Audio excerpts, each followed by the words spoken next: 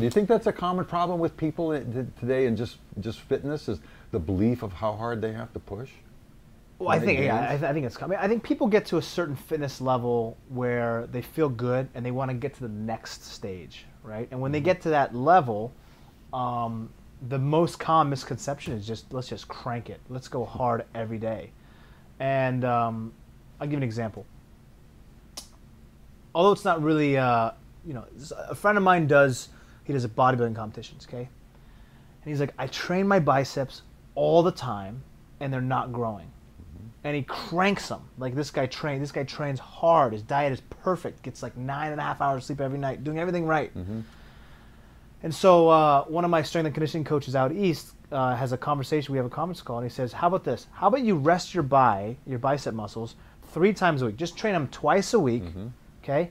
But do focus on your legs a little more, right? Do a little heavier in your leg lifts. Within 2 months, he gains that he had not had in 2 years, right? Just resting more, and he's allowing his muscle to just balance out. So, in the last 4 years of my career, we focused heavily on recovery. And although I still train at that super high intensity level, if I was not recovered, we'd back the workout down immediately. And when you backed, if you were recovered and you backed the workout down, did you get back to that feeling that you were talking about, to having that feeling? Yeah. And what was that? Can you describe what that feeling is like versus overtrained? Can you describe what that's like, bodily or? Sure. It's like when I get on the ice, I feel like I'm lean. I still feel good. I still feel strong, but I just feel a little flat. I don't feel like I have that extra gear. I don't feel as explosive. I don't feel like I'm as twitchy. The ability to contract muscles. The ability to just explode. So if I'm just sitting in second place, the moment where I just move and I jump to first, it takes a little longer. It might take a half lap. Whereas if I'm fresh and I feel good, I can do it like that, right? And there's I don't have to set the pass up. My speed is higher. It may take me longer to recover, but I just feel better in general. Yeah, I mean, if I feel good on my skates and I feel good physically, I've never lost a race when I had that two combination together. Right.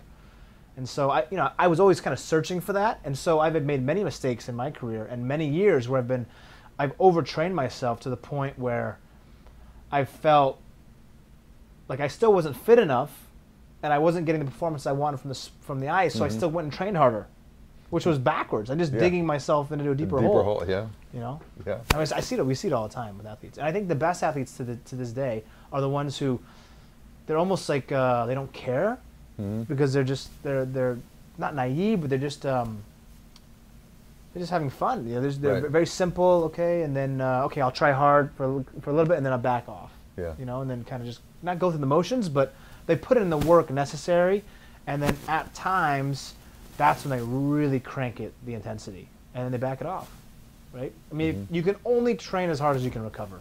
Yeah. That's the bottom line. And and taking you back to that, you said the word allow. You know, you recover, so you allow your body to come back to a state of better energy or higher performance basis. And I think that's the thing that's sometimes interesting to think about. Is on one hand, your mind, which you have a strong mind. I mean, obviously, and you could push.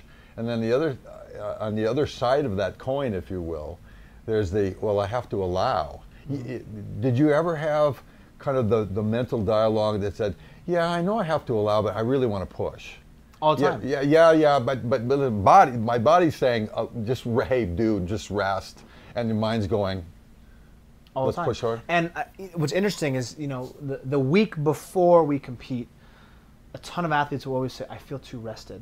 I feel it's too early. I feel too rested too early. And I used to say that all the time because my body recovers really fast. In actuality, I probably could have done nothing for 2 weeks and done the same competition results, to be completely honest with you. I probably would have felt better if I had taken a little more time off. And so, allowing your body, I think the number one issue is we get so repetitive, as athletes, and we're so used to this feeling or this false feeling that we have to feel good we have to feel a certain way physically, but in reality, just focusing on what the sport and the movement, that's more important kind of than anything. Yeah. You know, I mean, your diet's still got to be clean, you still got to get enough rest, but backing off from training is the single most important aspect that I would give to athletes. And that's when you see these huge gains, you know, as you get some rest and you get that huge jump the next time you come back in the gym or you get on the ice or whatever. Right. Yeah. So what do you think? I mean, you go to gyms, you work out. You were working out here earlier today. You know, when you're down in Southern California working out, what do you have a sense of what are the common mistakes that people make in becoming physically fit? Do you have one or two, or is there anything that really comes to mind? I think it's different for everybody, and different levels of fitness people are at. In LA, there's a lot of very fit people, and they're nuts about it. And I think that the most common misconception, it's tough. You know, I think that for me, fitness it depends on what your goals are. You know, if you're strictly if you're just about the look, then you train just for the look. If you want to feel great, then you train to feel great. If you're just doing it to extend your quality of life and enhance it, there's a certain type of training. So it's different for every individual. I think people have the common misconception that there's just one single way of getting fit. And they associate oftentimes the way somebody looks compared to how fit they really are. Yeah. And everybody's different. You know, I do a combination of all kinds of workouts. What's your workout now? I just recently, I've been switching it up. I've been doing a little more Olympic lifts, so deadlifts, power cleans, push press, hang cleans. I don't do as many squats anymore. I don't get in the leg press anymore. I just do more circuit stuff, just to kind of, I have minimal amount of time, so I try to crank as much as I can in that hour. And when you do the circuit stuff, do you maintain a fairly high heart rate? So it's I try basically, to. do you think it's kind of equivalent to an aerobic training workout at the same time? Yeah, I try to, because my body, aerobically, I'm very used to aerobic training, so I don't get a lot of benefit from it. So when I put myself in the anaerobic threshold, I get a lot better results. So. Interval training. There's so much benefit to doing that, and you can do it in such a short period of time. I mean, I don't want to be in the gym for 4 hours. I don't got time for that. I got no interest anymore, you know? Like, my Olympic career finished in 2010 February. You know? At no point do I ever want to say, I spent 8.5 hours training today. That's great.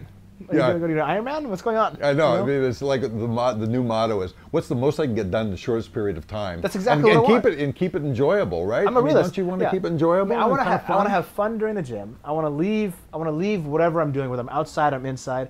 I want to leave feeling great, like I accomplished something. But I don't want to be there for 3-4 hours. An hour is my threshold. An hour and a half, maybe 90 minutes, but I'd like between 30 minutes and an hour. That's all I have time and for. How often would you get that in, on average, with travel schedule? I try to get that in 5 days a week. Yeah? Yeah. That's good. I try to get 5 days a week, yeah. I'm lucky if I get in half that amount. You don't have to. It's all about what you I'm need. further down the path of like, I don't want to be in there that much, but I still want to be fit. So it's like, I'm trying to find a still more efficient way of doing it. I got some buddies who, they have great genetics, and so they work out 3 times a week, maybe. And they don't have to do much, like very, very slightly elevated heart rates, no cardio, just lift a little bit of weights. And I was like, what are you doing? So those guys with the perfect DNA, right? Perfect. The guy could do push-ups and his calves are shredded. You know, like, what is this? What's going on here? That's right.